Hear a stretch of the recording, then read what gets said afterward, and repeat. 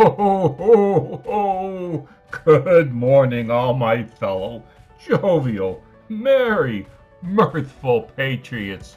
Well, it looks like Santa dropped a Christmas present off a little bit early.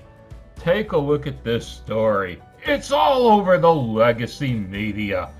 Why? The Democratic propaganda outlet has this story spread everywhere. Let's go to NBC for their take on it. Manchin says he is a no on Biden's Build Back Better legislation, puncturing hopes for its passage. I've tried everything humanly possible. I can't get there, the West Virginia senator said. You know this. They say the West Virginia senator. He's a Democrat. He's the one who punctured Biden's Build Back Better Spendalooza scheme. Instead of going through this story, though, let's take a look at the mighty senator's speech. Manchin's statement on Build Back Better Act. Washington, D.C. Today, U.S. Senator Joe Manchin, Democrat, West Virginia, released the following statement on the Build Back Better Act. Oh, by the way, if you want to see this entire statement for yourself, go to scribd.com, scribd.com. You can find it there.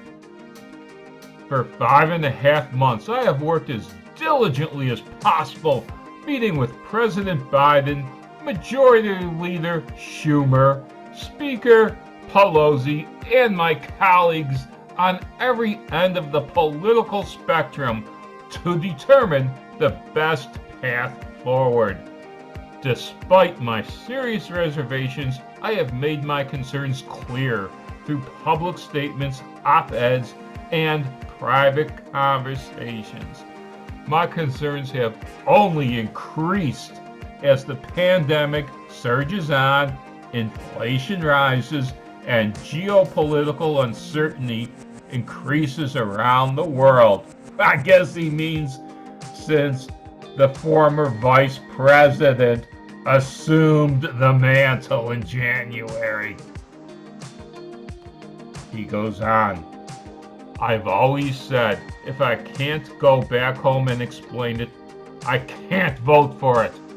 Despite my best efforts, I cannot explain the sweeping Build Back Better Act in West Virginia, and I cannot vote to move forward on this mammoth piece of legislation.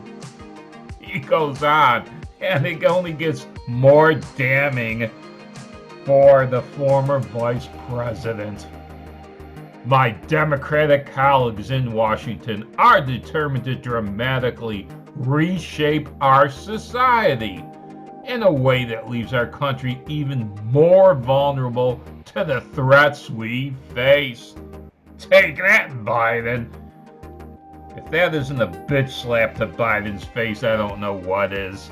I cannot take that risk with a staggering debt of more than $29 trillion and inflation, taxes that are real and harmful to every hard-working America at the gasoline pumps, grocery stores, and utility bills with no end in sight. Oh, preach to me, Joe, preach to me. Let's go on. The American people deserve transparency on the true cost of the Build Back Better Act. The nonpartisan Congressional Budget Office determined the cost is upwards of $4.5 trillion, which is more than double what the bill's ardent supporters have claimed. Yeah, Uncle Joe claims it won't cost us a dime. The Budget Office says, that's a mighty big dime, Joe, $4.5 trillion. They continue to camouflage the real cost of the intent behind this bill. Ho ho! Joe, you're going to get kicked out of the Democratic Party for this little shenanigan statement.